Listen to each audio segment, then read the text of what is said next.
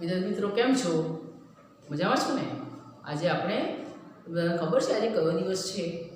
આજે વસંત પંચમી છે. વસંત પંચમી એટલે કે એ દિવસે મા સરસ્વતીની પૂજા કરવામાં આવે છે. બાળકો વિદ્યાર્થીઓ તમે શાળામાં આવો ત્યારે તમને ખબર હશે કે આપણે શાળામાં કઈ રીતે સરસ્વતી માતાની પૂજા કરીએ છીએ. કંકુને પછી ચોખા કરીને પછી આપણે પુસ્તકો હોય છે તમે અલગ રીતે પૂજા કરો છો, બરાબર છે? તમારા જે શિક્ષકો હોય એમનું પગે લાગો છો, પ્રિન્સિપાલને પગે લાગો, બરાબર છે? અને આ પ્રમાણે તમે તમારું જે જીવન, તમારું જે દિવસ દરમિયાન તમે જે પોતાની જે સરસ્વતી માતા છે એમ કેવી રીતે વંદન કરો છો તમને બધાને ખબર હશે. તો આજે આપણે તમને આજે દિવસ છે વસંત પંચમી, તો એ દિવસે કયો દિવસ કહેવાય છે કે દિવસે વિદ્યા, જ્ઞાન અને બુદ્ધિની દેવી સરસ્વતીની આરાધના વિવિધ પ્રકારથી કરવામાં આવે છે. મંત્રોથી કરેલી આરાધના વિશેષ ફળ આપે છે. મંત્રોથી જે ઉચ્ચારથી જે પ્રાર્થના કરો, તમે જે કંઈ તમે વિશેષ તમે આરાધના કરો એનું તમને સારામાં સારું ફળ મળે છે. તમે તમારી વિદ્યામાં તમે તમારું જે સરસ્વતી માતા તમને સારું જ્ઞાન આપે, તમે તેમાં પારંગત થઈ શકો છો.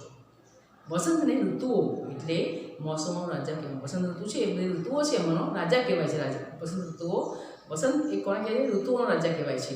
એટલે મોસમનો રાજા કહેવાય છે વસંત છે. વસંતની ઋતુઓ એટલે કે મોસમનો રાજા કહેવાય છે. એ પ્રેમની ઋતુ પણ કહેવાય છે, કેમ કે ધરતી આ મોસમમાં ખૂબ ફૂલોનો શૃંગાર કરે છે. ધરતી માતા જાણે કે બધા ફૂલોથી શણગારેલી હોય, શૃંગાર કરતી હોય એ પ્રમાણે વાતાવરણ જોવા મળે છે. દિવસે દેશના અલગ અલગ ભાગોમાં કેટલી જગ્યાએ કેટલા તહેવારો ઉજવવામાં આવે છે. તહેવારો ઉજવવાનો રિવાજ પણ હોય છે. વસંત પંચમી એ દિવસે સરસ્વતી પૂજા કરવામાં આવે છે. અને બાળકો તમને ખબર છે આપણે અભ્યાસ શરૂ કરતાં પહેલાં આપણે સરસ્વતી માતાની પૂજા કરીએ છીએ. પાઠ્યપુસ્તક પૂજા કરી પછી આપણે ભણવાનું શરૂ કરીએ છીએ. તો આપણા જે પુસ્તકો છે એનું આપણે શું કરવું જોઈએ? પૂજન કરવું જોઈએ. આપણે જે સરસ્વતી માતાની પૂજા કરીએ તો આપણું જીવન સફળ થાય, આપણને અભ્યાસમાં વધારે આપણે પારંગત થઈએ અને સરસ્વતી માતાનો આપણો હાથ કાયમ રહે, આપણું હંમેશા સારું થાય, ભલું થાય અને હંમેશા આપણું જીવન છે એ સફળ થાય. એટલે શાળામાં આપણે મળી શકતા નથી વિદ્યાર્થી મિત્રો, પણ આપણે આજે તમે ઘેર છો, તમે ઘેર તમારા પુસ્તકો છે એની તમે પૂજા કરશો અને પૂજન કરી તમે ચાંદલો અને ચોખા ચાંદલાથી એમને પુસ્તકોની પૂજા કરીને સરસ્વતી માતાની જે શ્લોક છે એ પણ બોલશો. જે શ્લોક તમે સંભળાવું છું એ સમય સાંભળો. યા દેવી સર્વભૂતેષુ વિદ્યારૂપેણ સંસ્થિતા નમસ્તસ્યે નમસ્તસ્યે નમસ્તસ્યે નમો નમઃ. જે મિત્રો ખબર છે મા સરસ્વતી છે એ આપણી જે વિદ્યાની દેવી છે, આપણે હંમેશા એમની પૂજા કરવી જોઈએ, એમની વર્તના કરવી જોઈએ, તો આપણે જીવનમાં હંમેશા સફળ થઈ શકીએ અને આપણે આગળ આવી શકીએ. हेलो विद्यार्थी मित्र, आज हम कक्षा 7 हिंदी में मुस्कान की मोती इस पाठ को आज देखने वाले हैं. मुस्कान की मोती चुटकुले कहते हैं एक जोरदार ठहाका तंदुरुस्ती के लिए एक अच्छी खुराक बन जाता है. सचमुच आज से किसी टॉनिक से कम नहीं होता.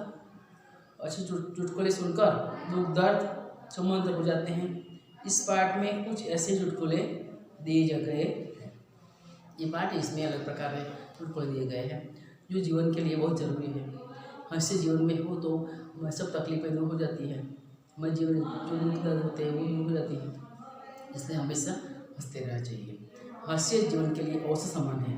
हमारे जीवन में जैसे दवा काम करती है, ऐसे हास्य हमारे जीवन के लिए तंदुरुस्ती और हमारे जीवन में हमेशा आगे बढ़ने के लिए प्रदान करता है. हास्य मनुष्य को जीवन शक्ति देता है. हास्य मनुष्य को जीवन देता है, जीने की शक्ति देता है, उसे दीर्घायुष्य बनाता है, उसे लंबी आयुष्य देता है. हंसी क्रोध चिंता और क्षोभ को भगा देती है. जो हंसी होती है वो हमारे जीवन में जो चिंता है, जो हमारे जीवन में जो क्रोध है उसको भगा देती है. साथ ही वह सुख और स्वास्थ्य की चाबी है. साथ में वो सुख की और स्वास्थ्य की तंदुरुस्ती की चाबी कौन क्या है? हास्य. हमारे चारों ओर भी हास्य की विपुल सामग्री उपलब्ध है. हमारे जीवन में देखते हैं, हमारे चारों ओर देखते हैं तो विपुल मात्रा में हास्य निष्पन्न होते हैं. हास्य हमें देखने को मिलता है. हास्य की सामग्री विपुल प्रमाण में उपलब्ध है. अवश्य आवश्यकता सिर्फ इस बात की है कि हम अब उसको पहचानने सीखें। जरूरत क्या है, हम हास्य को पहचानें कि हास्य कहाँ कहाँ निष्पन्न होता है। मुस्कान के मोती के रूप में यहाँ ऐसे कुछ चुटकुले दिए जाते हैं। मुस्कान की मोती है, उसमें ऐसे ही कुछ चुटकुले हमें दिए गए हैं। देखते हैं पाठ में, देखते हैं हम। चिंटू, तुमने राजू को चाटा क्यों मारा। ये चिंटू होता है, वो कहता है कि तुमने राजू को चाटा क्यों मारा, राजू को तुमने तमाचा क्यों मारा। हाँ, ऐसा उसे कहता है। पिंटू कहता है 15 दिन पहले उसने मुझे हिप्पोपोटेमस कहा था। पिंटू क्या कहता है, 15 दिन पहले उसने मुझे हिप्पोपोटेमस कहा था। चिंटू कहता है तो फिर 15 दिनों के बाद आज ही क्यों मारा। चिंटू उसे क्या कहता है, तो 15 दिन पहले कहा था ना, तो आज क्यों मारा तूने। पिंटू कहता है मैंने कल ही सर्कस में हिप्पोपोटेमस देखा यार। पिंटू क्या कहता है, मैंने कल ही सर्कस में हिप्पोपोटेमस देखा, इसलिए मुझे मुझे याद आया कि उसने मुझे हिप्पोपोटेमस कहा। फिर देखते हैं, यहाँ चिंटू अपने मित्र से कहता है कि तुमने राजू को क्यों मारा चाटा। तो पिंटू कहता है उसने 15 दिन पहले मुझे हिप्पोपोटेमस कहा था। तो चिंटू कहता है तो फिर 15 दिनों के बाद क्यों मारा। तो पिंटू कहता है मैंने कल ही सर्कस में हिप्पोपोटेमस देखा। हिप्पोपोटेमस देखने के बाद मुझे याद आया कि उसने मुझे कहा था, इसलिए मैंने उससे तमाचा मारा। इस प्रकार यहाँ हमें क्या दिखता है, यहाँ पर हमें हास्य निष्पन्न होता दिखाई दे रहा है। दूसरे दिखता है, दूसरे चुटकुले देखते हैं। पति, अब मैं भुलक्कड़ नहीं रहूँगा। पति अपनी पत्नी से क्या कहते हैं, अब मैं भुलक्कड़ नहीं रहूँगा, मैं भूल नहीं जाऊँगा, सब याद रखूँगा, मुझे सब याद रहेगा, मुझे सब याद रहता है, सब याद रहेगा। पत्नी कहती है वो कैसे। पति कहते हैं सब याद रहता है, वो कैसे याद किया तुमने, वो कैसे याद किया। पति कहता है देख मैं एक नई किताब खरीद लाया हूँ। पति अपनी पत्नी से क्या कहते हैं, मैं एक नई किताब, एक नई पुस्तक लेके आया हूँ, नई किताब लेके आया हूँ, जिसका नाम है याद रखने के 1000 तरीके। क्या कहता है पति अपनी पत्नी से, मैं एक नई किताब लाया हूँ, उसका नाम क्या है, याद रखने के 1000 तरीके। पत्नी कहती है हाय हाय ये किताब तो आप 10वीं बार ले आए। पत्नी अपने पति से कहती है हाय हाय ये किताब तो तुम 10वीं बार लेके आए, एक बार में 10वीं बार आप लेके आए इस किताब को, तब भी आपको याद नहीं रहा। तीसरे चुटकुला देखते हैं। भिखारी, 1 रुपये दे दो साहब। भिखारी कहता है साहब मुझे 1-2 रुपये दे दो, 1 रुपये दे दो। भरत कहता है कल आना। भरत उसे बोलता है कल आना। भिखारी को क्या बोलता है भरत, कल आना। भिखारी बोलता है कल आने के चक्कर में इस मोहल्ले के मेरे लाखों रुपये फंसे हैं। भिखारी क्या बोलता है भरत को, कल आने के चक्कर में मेरे लाखों रुपये फंसे हैं। इसके बाद का चुटकुला देखते हैं हम। शिक्षक, रमेश 50 में से कितने कम करने से 5 बचेंगे। रमेश शिक्षक होता है, वो पूछता है अपने विद्यार्थी रमेश से, तो 50 में से कितने कम करने से 5 बचेंगे। रमेश कहता है गुरुजी 0 निकाल दीजिए।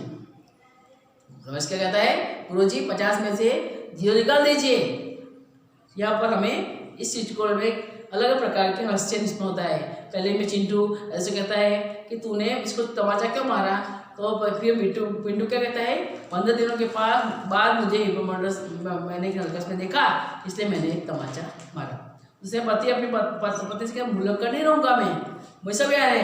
तो पत्नी कहते हैं वो कैसे, तो कहते हैं मैं एक किताब लाया हूँ याद रखेंगे 1000 तरीके, और 10वीं बार मैंने 10 जो किताबें याद रखने के 10,000 तरीके वो लेके आया हूँ मैं। पत्नी कहती हाय हाय ये किताब में 10 बार लेके आए आप। इसके बाद ये भिखारी क्या कहता है 1 रुपये दे दो साहब। तो भरत क्या कहता है कल आना। भिखारी कहता है कल आने में मेरे लाखों रुपये फंसे हैं। शिक्षक कहता है रमेश 50 में से कितने कम करेंगे तो 5 बचेंगे। रमेश कहता है गुरुजी 0 निकाल दीजिए। इस प्रकार ये चारों में से हमें अलग प्रकार के हास्य निष्पन्न होता है, वो हमें देखा। बाकी के हम दूसरे वीडियो में देखेंगे। Thank you.